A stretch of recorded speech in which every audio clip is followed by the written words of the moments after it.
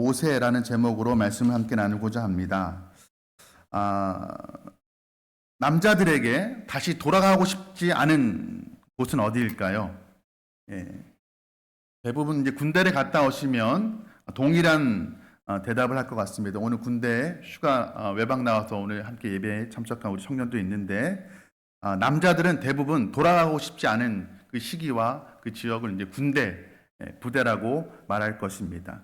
어떤 남자가 악몽을 꿨습니다. 어떤 악몽이냐 했더니 재입대하는 꿈, 다시 군대 가는 꿈이라고 하였습니다.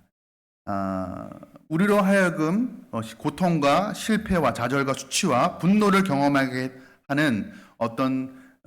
했던 시기와 또 장소와 사람과 상황이 아마 있을 것입니다.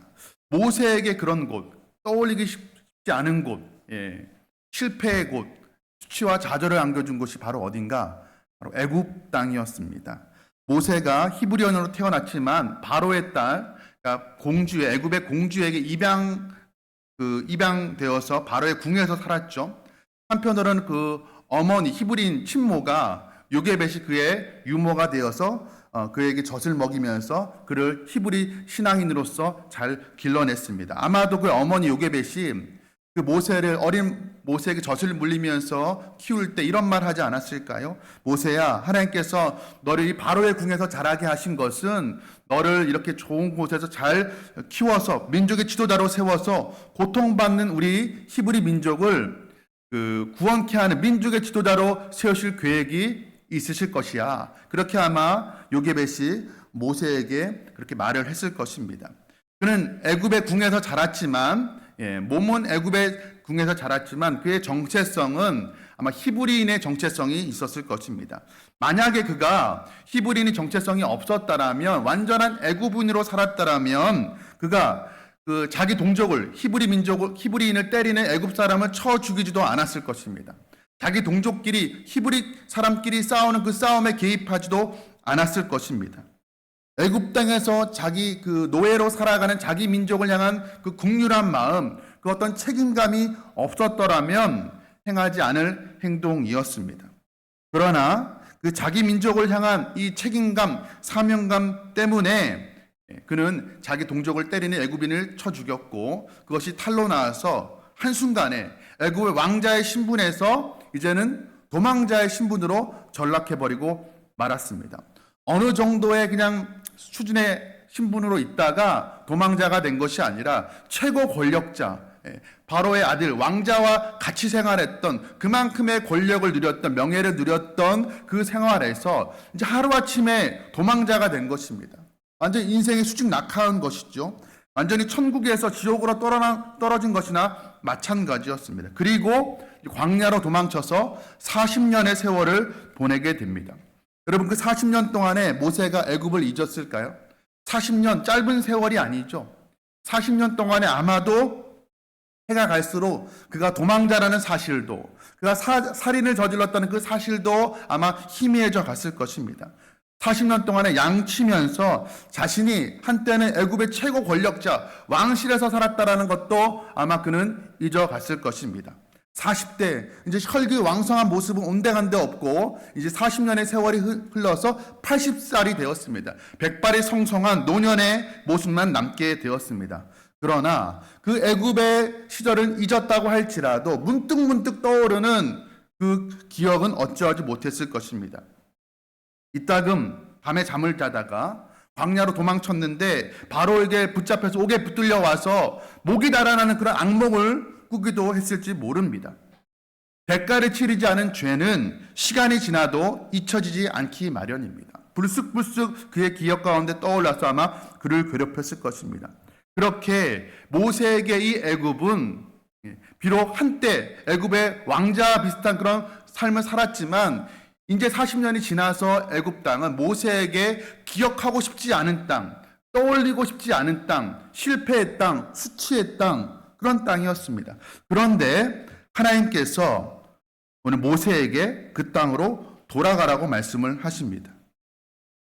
애굽 땅에서 고통받고 있는 그 히브리 민족을 출애굽시켜서 조상에게 약속하신 땅으로 인도할 지도자로 그를 택하신 것입니다. 그리고 그에게 애굽 땅으로 다시 돌아가라고 말씀하셨습니다. 그럼 모세의 반응이 어떠했을까요? 하나님, 제가 이때를 기다렸습니다. 제가 철치부심하면서 기다렸는데 이제 바로와 애굽에게 복수할 날이 이제서야 왔습니다. 감사합니다. 그렇게 반응했을까요? 그렇지가 않았습니다. 아마 하나님을 향한 야속한 마음이 있었을 것입니다. 하나님, 제가 혈기왕성할 때, 한참 제가 권력을 누리고 있을 때, 제가 히브리인의 지도자로서 설 그런 마음의 준비가 되어 있을 때에는 하나님 저를 외면하시더니 이제 40년의 세월이 흘러서 이제 나이 많아 노년이 되었는데 저는 이제 양식이 목동에 불과한데 어째 이제서야 저를 불러주십니까? 하나님, 저를 놀리시는 건 아닙니까? 너무 야속합니다라고 그렇게 항변했을지도 모릅니다. 그래서 모세는 그 애굽으로 돌아가라는 하나님의 말씀에 이 핑계에 저 핑계 대면서 거절합니다. 그러나 이 모세의 거절 의지보다 하나님의 의지, 그러니까 모세를 붙들어서 애굽의 출애굽의 지도자로 사용하시고자 하시는 그 의지가 훨씬 더 강했습니다. 결국 모세가 버티지 못하고 하나님 앞에 엎드리게 되죠. 순종하게 됩니다. 여러분, 우리에게도 생각하면 이 모세에게 애굽과 같은 그런 것들이 있을 수가 있죠. 생각하기 싫은 사람, 떠올리고 싶지 않은 그때 그 사건들, 상황들, 아마 있을 것입니다. 어떤 사람에게는 그것이 가정이라고 합니다. 사실 우리가 가장 많이 상처받는 곳이 가정이고 가족들 아니겠습니까? 가끔 만나는 사람, 거리가 먼 사람은 내게 그렇게 큰 상처를 주지 못합니다. 그런데 가장 가까이기 때문에 가장 많이 또 가장 큰 상처를 주는 이들이 가족입니다. 그러니까 원수가 멀리 있는 게 아니죠. 가까이, 가족이 원수인 경우도 있다는 것입니다. 어떤 사람은 특별히 가족이 아니더라도 기억하고 싶지 않은 관계의 문제를 가지고 있는 분들도 있을 것입니다. 지금 이 순간에 떠오르는 사람, 만나고 싶지 않은 사람, 화해하고 싶지 않은 사람, 용서하고 싶지 않은 사람이 있을 것입니다. 그것이 다 애굽인 것이죠. 어떤 이에게는 어떤 상황일 수 있습니다. 내가 아무리 애를 쓰고 노력해도 내 힘으로 어찌할 수 없는 그 상황, 그래서 이제는 손 놓아버린 상황, 이제는 쳐다보고 싶지 않은 그 상황, 포기해버린 그 상황이 애굽일 수 있습니다. 어떤 사람에게는 그것이 다른 사람이나 어떤 상황의 문제가 아니라 자기 자신일 수도 있습니다. 내 모난 성품들, 내 스스로 고쳐지지 않는, 노력했지만 고쳐지지 않는 그 성품의 문제들, 습관의 문제들, 혹은 중독의 문제, 그것 때문에 괴로워하고 있는 분들이 있습니다.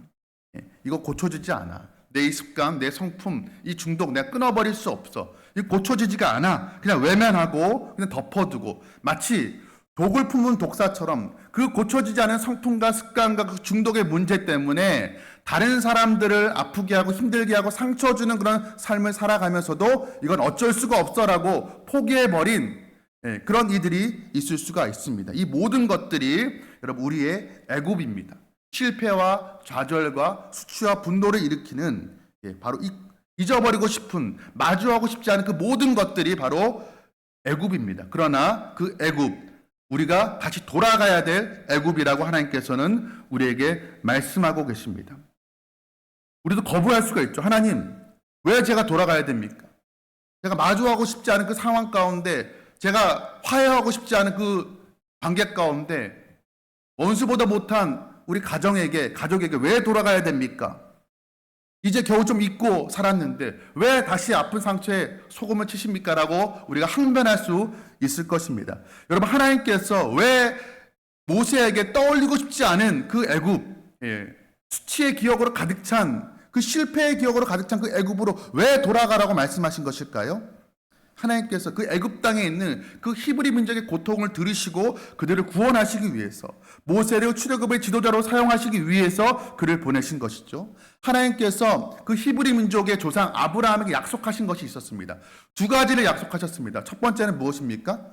많은 자손을 주겠다라는 그런 약속이었죠. 하나님께서 처음 아브라함을 부르실 때 아들 하나 없는, 자손 하나 없는 그런 상태였지만 이제 세월이 흘러서 지금 애굽 땅에서 400년의 세월을 보내는 동안에 큰 민족이 되었습니다. 애굽 사람들보다도 더 많은 수를 갖는 큰 민족이 되었습니다. 그러니까 이스라엘 민족의 입장에서는 그저 그것이 430년 동안 종살이하는 시간으로밖에 여겨지지 않았지만 하나님의 관점으로 보면 무엇입니까? 아브라함에게 하신 약속이 이루어지는 과정이었다는 것입니다. 애굽 땅으로 들어올 때는 야곱과 그의 가족들 수십 명에 밖에 되지 않은 그런 소수의 부족에 불과했습니다. 그런데 그 세월이 흐르면서 큰 민족을 이루게 되었습니다. 그러니까 애굽 땅은 마치 이스라엘 백성들 그 민족으로 만들어내는 작은 소수의 무리를 큰 민족으로 만들어내는 인큐베이터 같은 그런 역할이 바로 애굽이었다라는 것입니다.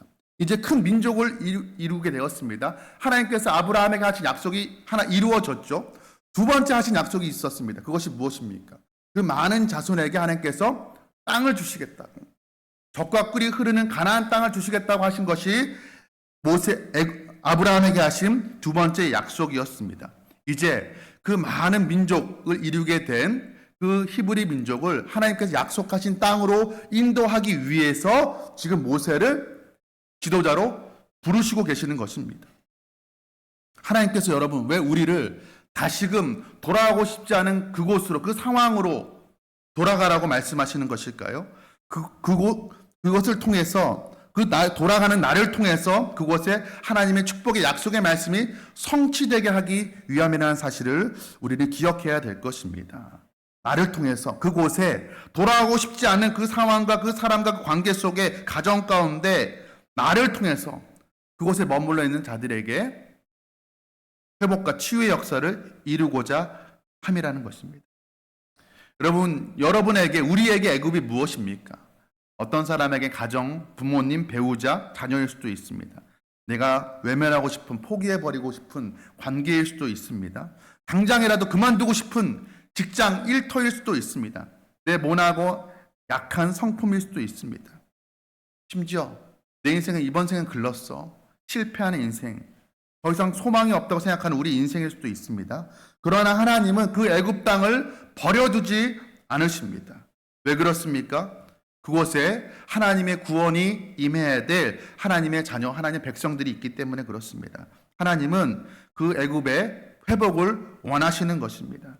그런데 그 애굽 땅의 회복은 언제 이루어지는가? 모세가 돌아갈 때 그 회복이 일어났던 것처럼 우리의 그 애굽 땅으로 돌아갈 때 그 회복이 일어나는 것입니다. 우리가 외면하고 회피하고 덮어두고 사는 난 하나님의 구원의 역사는, 회복의 역사는 일어나지 않는다라는 것이죠. 물론 그 회복과 치유의 역사는 하나님께 전적으로 하시는 일입니다. 우리가 관여하는 일이라 하나님의 전적인 은혜입니다. 그러나 그 하나님의 전적인 은혜는 순종하는 자에게 부어진다는 사실을 우리는 기억해야 될 것입니다. 여러분 떠올리는 지금 그 애굽 땅이 있지 않습니까? 그거 돌아가고 싶지 않지만 그곳에 회복과 치유가 일어나기 원한다면 우리는 순종해야 되는 것이죠. 돌아가야 된다는 것입니다. 애굽으로 돌아가기로 지금 마음먹은 모세의 상황을 우리가 보았습니다. 모세 마음 가운데 애굽으로 돌아갈 때 그 마음이 어땠을까요? 기쁨과 즐거움이 충만했을까요? 40년 전에 살인자로 도망자가 되어서 도망쳐 나온, 모든 것 버려두고 그냥 몸뚱이 하나 가지고 도망쳐 나온 그 땅으로 지금 다시 돌아가는데 마음이 즐거웠을까요? 그렇지가 않았겠죠. 마음 가운데 불안함과 염려가 있었을 것입니다. 하나님의 강권적인 부르심 때문에 어찌할 수 없이 거부할 수가 없어서 지금 걸어가고 있지만 여전히 마음 한켠에는 걱정과 염려가 있었을 것입니다. 여러분 우리도 그렇습니다. 하나님께서 우리에게 그 애굽 땅으로 돌아가라고 할 때 내가 돌아가고 싶지 않은 그곳으로, 그 만남으로, 그 관계로, 그 상황으로 내 고쳐지지 않은 그 성품을 다시 마주하라고 말씀하실 때 그 말씀에 순종하기가 쉽지 않습니다. 그냥 이대로 살래요 하나님, 외면하고 살고 싶습니다. 그러나 하나님이 강권적인 그 말씀 때문에 이러고 순종할 때 우리 마음 가운데 모세와 같이 불안과 염려와 걱정이 있을 수 있습니다. 우리가 말씀에 순종할 때 100% 확신을 가지고 순종하는 경우는 별로 없습니다. 물론 있을 수 있지만 더 많은 경우에는 어떻습니까? 순종하면서도 여전히 마음 가운데 불안과 염려가 있습니다. 야, 하나님 말씀이기 때문에 순종하기는 하는데 이게 과연 맞아? 그런 생각이 드는 것이 당연하다라는 것이죠. 그런데 여러분, 그 마음은 이상한 것이 아닙니다. 그런 마음을 하나님께서 싫어하시는 것도 아닙니다. 부끄러운 것이 아닙니다. 중요한 것은 순종의 길에 들어섰다라는 것, 그리고 그 길을 떠나지 않고 여전히 있다는 것이 훨씬 더 중요합니다. 순종할 때 불안한 마음이 있다 할지라도 주일 오후 예배 이제 시간에 그동안에는 개인의 자유의 시간이었는데 이제 석 달, 넉 달 동안에 이제 꼼짝없이 붙잡혀 있으면 내 행복은 뺏기는 것이 아닌가라는 불안감이 들 수도 있습니다. 당연한 마음입니다. 그러나 중요한 것은 우리가 순종하기로 작정하고 첫 발의 순종의 첫 발들을 내디디면 하나님께서 그 이후에 두 걸음, 세 걸음 우리가 걸어갈 수 있도록 인도해 주신다라는 것입니다. 중요한 건 우리가 작정하고 의지를 가지고 순종하기로 딱 첫 걸음을 내딛는 것이 바로 중요합니다. 하나님께서 모세가 어떻게 보면 마지못한 마음 가지고 지금 애굽으로 돌아가는 것입니다. 그런데 그 무거운 마음을 격려하시기 위해서 하신 일이 무엇입니까? 오늘 19절 말씀입니다. 여호와께서 미디안에서 모세에게 이르시되 애굽으로 돌아가라, 내 목숨을 노리는 자들이 다 죽었느니라. 지금 모세 마음 가운데 내가 살인자로 도망쳐 왔는데 혹 돌아갔을 때 아직도 내 죄를 기억하고 나를 붙잡고 나를 해하려고 하는 사람들이 있지 않을까 하는 마음이 있었겠죠. 그런데 그건 모세의 마음의 그 불안감을 좀 덜어주기 위해서 하나님께서 하시는 말씀이, 야, 걱정하지 마. 네 목숨 노리던 사람들 이제 다 죽었어 라고 말씀하시는 것입니다. 그러니까 하나님께서 순종하려고 하는 자들의 마음을 격려하시는 것을 우리가 보게 되는 것입니다. 그리고 한 가지 덧붙여서 성경은 지금 모세가 지금 40년 만에 애굽으로 돌아가는데 의도적으로 한 가지를 강조하는 부분이 있습니다. 오늘 보면 4장 20절 말씀입니다. 모세가 그의 아내와 아들들을 나귀에 태우고 애굽으로 돌아가는데 모세가 하나님의 지팡이를 손에 잡았더라. 여러분, 지금 이 상황을 한번 영화로 한번 생각해 보시기 바랍니다. 모세의 일대기를 그린 영화라고, 지금 모세가 아내와 자녀들을 데리고 나귀를 타고 그 애굽 땅으로 돌아가고 있는데 그 화면에 갑자기 모세를 클로즈업 하더니 모세의 손을 비추는 것입니다. 근데 모세의 손에 무엇이 들려 있습니까? 지팡이가 들려 있습니다. 성경은 왜 굳이 모세의 손에 지팡이가 들려 있다는 사실을 왜 기록하고 있는 것일까요? 그 지팡이가 무엇이길래? 모세의 손에 들린 지팡이, 그냥 지팡이가 아니었죠. 하나님의 지팡이라고 기록을 하고 있습니다.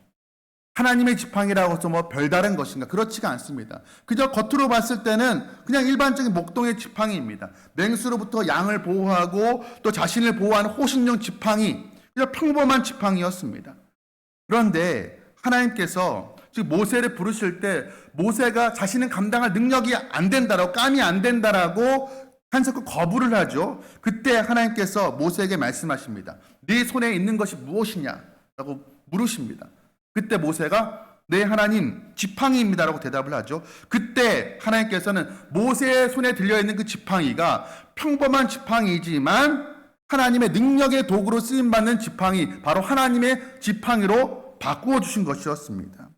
여러분, 그 지팡이를 가지고 모세가 한 일이 무엇입니까? 나일강, 그 애굽의 나일강 위로 지팡이를 뻗었을 때 물이 피가 되는 그런 기적이 일어났죠. 땅이 티끌을 향하여서 땅이 티끌을 치니까 이가 됐습니다. 하늘을 향하여 드니까 우박이 내리게 되었습니다. 출애굽할 때는 지팡이를 들어서 바다 위로 내미니까 바다가 갈라지는 역사가 일어났습니다. 바로 하나님께서 모세의 손에 들려진 그 지팡이를 통해서 일하신 것이었습니다. 모세가 순종할 때 하나님께서 모세의 손에 지팡이를 들려주셨는데, 그런데 그 지팡이 갑자기 하늘로부터 뚝 떨어진 금지팡이, 요술지팡이가 아니었습니다. 그저 평상시 모세가 들고 다녔던, 양칠 때 들고 다녔던 그 지팡이였습니다. 특별할 것 없는 그 평범한 지팡이였습니다. 여러분, 그런데 그 지팡이에 하나님께서 능력을 더하여 주셨다는 것입니다. 여러분, 우리가 애굽 땅으로 다시 돌아갈 때, 우리가 마주하고 싶지 않은 그 사람에게로, 그 상황으로, 그 관계 가운데 들어갈 때 내가 도망쳐 나올 때 그때 모습 그대로가 아니라 그때보다는 적어도 뭐 조금 더 나아진 모습이 있어야지만 돌아갔을 때 어떤 치유와 회복의 역사가 일어날 것이 아닌가. 그런데 내 모습이 뭐 별다른 거 하나 없는 그냥 지팡이, 내 손에 들려진 거는 평범한 지팡이 하나밖에 없다고 생각이 들 때가 있죠. 그럼 이거 가지고 되겠는가? 다시 돌아간다고 한들, 마주한다고 한들 뭔 상황이 나아지겠는가라는 마음이 생각이 들 수가 있습니다. 그런데 하나님께서 우리의 손에 들려진 그 아무것도 아닌 것 같은 그 지팡이를 통해서 역사하신다는 것입니다. 언제 그렇습니까? 순종함의 애굽 땅으로 돌아갈 때입니다. 순종함으로 애굽 땅으로 돌아갈 때 하나님께서는 우리가 가지고 있는 아무것도 아닌 것 같아 보이는, 이건 재능도 아닌 것 같아 보이는, 능력도 아닌 것 같아 보이는 그것을 통해서 역사하신다라는 것입니다. 여러분, 삼손이 블레셋 사람 1000명을 죽이는데 무엇으로 죽인지 아십니까? 큰 칼로, 긴 창으로 죽인 것이 아니었습니다. 낙이 턱뼈로, 하나님의 영이 임하니까 아무것도 아닌 낙이 턱뼈로 블레셋 사람 1000명을 쳐 죽였습니다. 사사 3가는 어떻습니까? 소모는 막대기로 블레셋 사람 600명을 죽였습니다. 여러분, 하나님의 능력이 임하면 아무것도 아닌 것 같아 보이는 목동의 손에 들려진 그저 낡은 나무 지팡이라 할지라도, 짐승의 뼈라 할지라도, 마른 나무 토막 같다 할지라도 하나님의 능력의 도구로 사용되는 줄 믿으시기 바랍니다. 그러니까 내가 가진 어떤 능력의 한계는 아무 문제가 되지 않는 것입니다. 문제는 무엇입니까? 내가 순종해서 돌아가느냐, 순종하지 않고 버티느냐, 거기에 달려 있는 것이죠. 하나님께서 모세를 애굽으로 보내실 때, 그에게 순종을 요구하셨을 때, 그리고 모세가 순종했을 때 하나님께서는 모세의 지팡이가 하나님의 지팡이가 되게 하셨습니다. 여러분, 이처럼 하나님께서 우리에게 순종을 요구하실 때, 순종하라고 하실 때 하나님 우리를 격려하십니다. 그리고 응원하십니다. 비록 지금 모세가 지금 10만 대군을 이끌고 애굽으로 돌아가는 것이 아니었습니다. 애굽과 맞싸워서 이길 수 있는 어떤 무기를 가지고 돌아가는 것도 아니었습니다. 그저 조촐하게 가족과 낙이 타고 애굽으로 돌아가고 있지만 그의 마음 가운데 두려움을 덜어낼 수 있었던 이유는 무엇입니까? 그의 손에 지팡이, 하나님의 지팡이가 들려 있었기 때문이었습니다. 남들이 봤을 때나 평범해 보이는, 아무것도 아닌 것 같아 보이는 그 지팡이지만, 야, 그것 가지고 애굽으로 돌아간들 무슨 소용이 있겠어? 그렇게 말할 지팡이에 불과했지만, 그러나 그는 깨달았습니다. 그는 알고 있었습니다. 이 지팡이를 통해서 하나님의 권능을 행하실 것이라는 그의 믿음이 있었겠죠. 그의 마음 가운데 의심이 다시금 올라올 때마다, 두려움이 찾아올 때마다 그는 그 하나님의 지팡이를 아마 내만졌을 것입니다. 그리고 하나님 나와 함께 하셔. 내 능력은, 내 권능은 하나님의 함께 하심이 나의 능력이라고 그는 마음 가운데 되새겼을 것입니다. 여러분, 하나님께는 우리 인생 가운데 우리가 외면하고 싶은, 또 우리가 덮어두고 살았던, 그냥 포기하며 살았던 그 실패와 수치와 분노의 기억들, 그 문제들을 다시 끄집어내서 회복시키시고 치유하시기를 원하십니다. 그러려면 어떻게 됩니까? 다시 돌아가야 됩니다. 피하지 말고, 외면하지 말고 다시 직면해야 됩니다. 여러분, 하나님께서 우리에게 그렇게 말씀하실 때 믿음을 가지고 순종하는 저와 여러분 되기를 간절히 소원합니다. 그럴 때 하나님께 순종하는 자에게 하나님의 지팡이를 들려주실 것입니다. 내게 없던 것이 갑자기 하늘로부터 뚝 떨어지는 것이 아니라 내가 가지고 있는 지팡이, 그는 아무것도 아닌 것 같아 보이는 그 지팡이에 하나님의 능력을 덧입혀 주신다라는 것입니다. 하나님의 지팡이는 권능의 하나님이 나와 함께 하신다라는 그런 의미인 것입니다. 여러분, 우리가 순종할 때 홍해를 가르신 그 권능의 하나님이 우리와 함께하여 주시고 우리를 인도하시고 우리를 사용하시고 우리를 통해서 놀라운 구원의 역사를 일으키시는 줄 믿으시기 바랍니다. 여러분, 오늘 우리에게 사실 오늘 말씀을 들을 때 다 떠올리는 애굽이 있죠. 그것이 사람일 수도 있고 어떤 상황일 수도 있고 또 내 문제일 수도 있습니다. 우리가 나름대로 노력했지만 해결하지 못한 그 인생의 문제들일 수도 있습니다. 그런데 하나님은 우리가 넘어지고 실패한 그 자리에서 우리가 다시 일어서기를 원하십니다. 그 실패 때문에 신음하고 그 오랜 상처, 아직도 해결되지 않은 그 상처 때문에 절망과 무기력 가운데 우리가 살아가기를 원치 않으십니다. 여러분, 하나님은 우리를 향한 놀라운 계획을 가지고 계십니다. 그 계획은 무엇입니까? 하나님 먼저 나를 회복시키시고 회복된 나를 통해서 다른 사람을 회복시키기를 원하신다는 것입니다. 모세를 회복시키시고 회복된 모세를 통하여서 출애굽의 지도자로 세우셔서 많은 사람들을 구원케 하시는 그 하나님의 계획이 오늘 나를 향한 하나님의 그 계획임을 믿으시기 바랍니다. 여러분, 그러기 위해 하나님의 계획 안에서 우리가 쓰임받는 삶을 살기 위해서는 우리가 애굽으로 돌아가야 됩니다. 직면하는 것이 어려워도 힘들고 어려워도 우리가 피하지 말아야 됩니다. 하나님께서 우리를 응원하십니다. 그저 말로만 응원하시는 것이 아니죠. 하나님의 지팡이를 우리에게 들려주시면서 내가 너와 함께 할 것이라고, 내게 능력의 하나님으로 내가 나타날 것이라고 우리에게 말씀하십니다. 여러분, 그 말씀 우리가 의지하여서 애굽 땅으로 돌아가라는 그 하나님의 말씀에 순종하는 저와 여러분들에게 간절히 소원합니다. 돌아갈 때 우리도 회복되고 그곳에 있는 그 사람들도 회복되는 놀라운 역사가 일어나는 그런 우리의 삶이 되기를 주님의 이름으로 축복합니다. 우리 시간 함께 찬송가 440